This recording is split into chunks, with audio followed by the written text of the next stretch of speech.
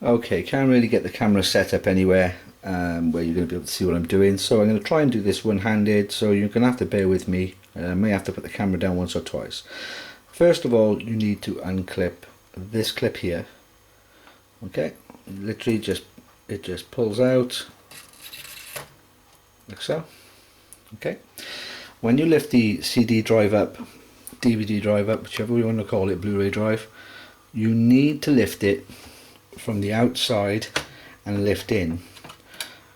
That's purely and simply because there's a band underneath, okay, which is connected to the motherboard and then connected up into the DVD drive. And you've got these little plastic tabs, little black plastic tabs. You can just about see it there. Okay, that's what holds them in. They're ribbon cables. You just gently lift, put your nail underneath and lift up the plastic, and as you can see, it just pops out. Okay, you have to be very careful. These ribbon cables are not the strongest of things. Once you've undone them too, you can lift the drive out. Now, I haven't put this back together properly because I just wanted to test it. So at the moment I still got some screws missing at the bottom here, and the plate off the top is still missing, which is by here. Alright, and my screws and stuff are all there. Okay, so what I'm going to do now is I literally just put the CD case back together. So I'm going to try and put the camera down just so I can put the CD case back together. Hopefully you'll be able to watch what I'm doing. Nothing technical, it's literally slotting back together and putting the screws in.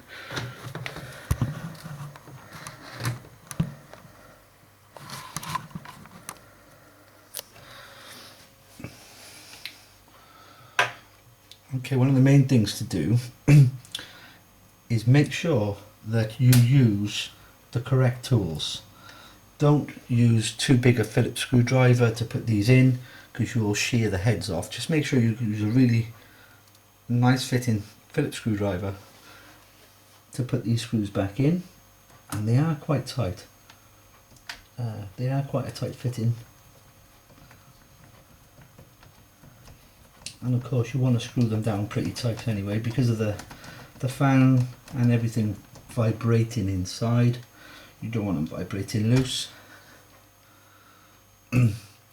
Just another thing to add as well is if you are going to change the DVD drive in your PlayStation 3, you actually need to keep the motherboard, this part here, for the new drive, because they're actually paired up.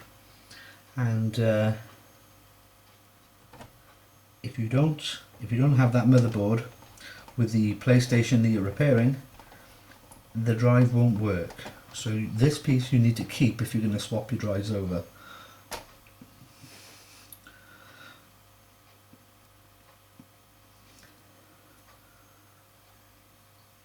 Okay, got one missing here. 1,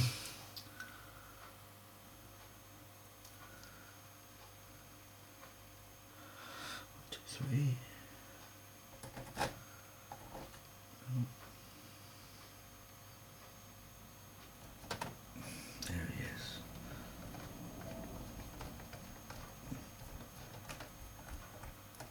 Okay, so tighten them back up. Hope you can see on the thing, it's nothing technical, just 5 screws to go hold the motherboard back in. Again, you've got ribbon cables here and here. I didn't disconnect the motherboard completely because there's a very small connection here and the wires look very, very thin.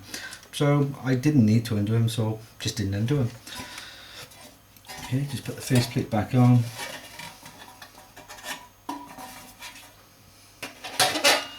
Now these have some clips on the back. You have to put them on like from the front of the CD drive here. You have to put the front one parts on first because they have to connect onto these clips underneath here. So it just literally sits over.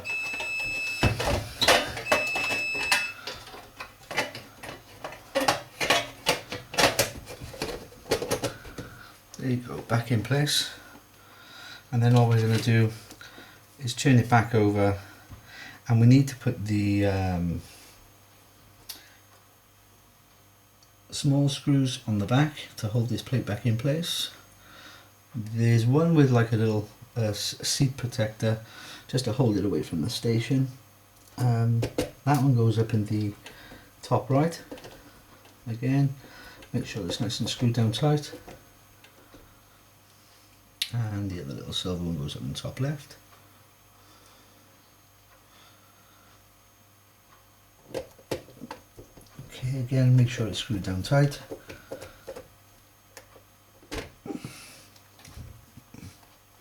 And there you go. That's put back together. Again, now all we have to do is to connect the ribbon cable from the motherboard back onto the DVD drive, and the blue side faces forward. Okay, it's a little bit awkward, but you have to slot it in.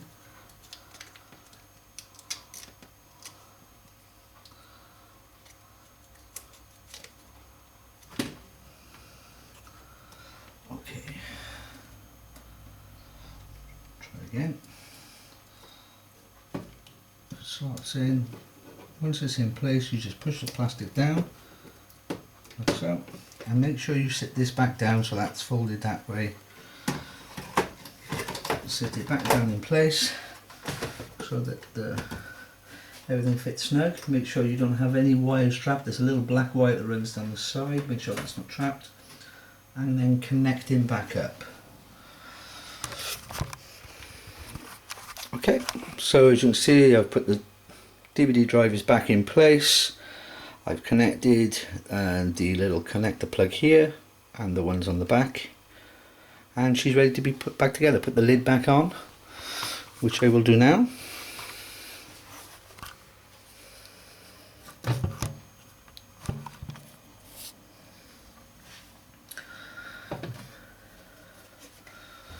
Don't know if you can see this, but I mean, this was how bad it was in there. So I'm just going to give this cover just a quick dust down before I replace it.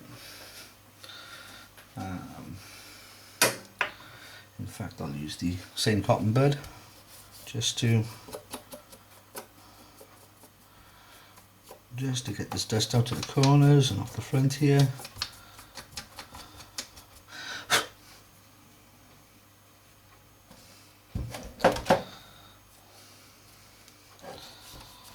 I mean, you could do it properly if you wanted to do it properly. I will take this one apart again, the whole station, and take everything out and clean all the fans and everything, because I'm going to be selling this one, and obviously I want it in good condition for the person who buys it. But I'm just getting the big bits off just for now, because I don't want them going into the CD drive at all and messing up obviously the work that I've just done by cleaning it all, because it's only this dust, a piece of this dust, that have actually caused the problem in the first place. So just cleaned it up just a little bit, just so I can put it back on.